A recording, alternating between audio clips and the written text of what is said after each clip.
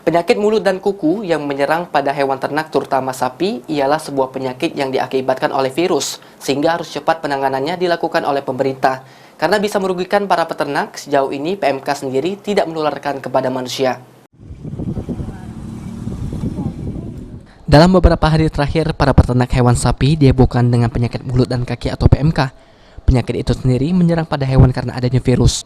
Hewan ternak seperti sapi yang terkena PMK mempunyai ciri-ciri mulut melepuh dan kuku teracak akibat adanya infeksi, sehingga akhirnya bisa terlepas. Atas kondisi tersebut, hewan yang terserang PMK alami suhu yang tinggi, serta alami hipersalivasi dan kaki hewan pun mengalami kepincangan. Atas kondisi tersebut, Dr. Hewan Jafrizal menyarankan kepada para peternak sapi untuk segera mungkin melakukan disinfeksi untuk melakukan pencegahan PMK. Walaupun PMK sangat berbahaya bagi hewan ternak, namun sejauh ini menurut Ketua PDHI Sumsel ini, PMK tidak menular pada manusia. Menularkan, walaupun ada yang mengatakan ini menular ke manusia tapi tidak menimbulkan penyakit yang serius pada manusia. Jadi PMK ini menular pada hewan yang berkuku belah. Jadi sapi, kambing, domba, termasuk babi, kerbau ya, itu menular.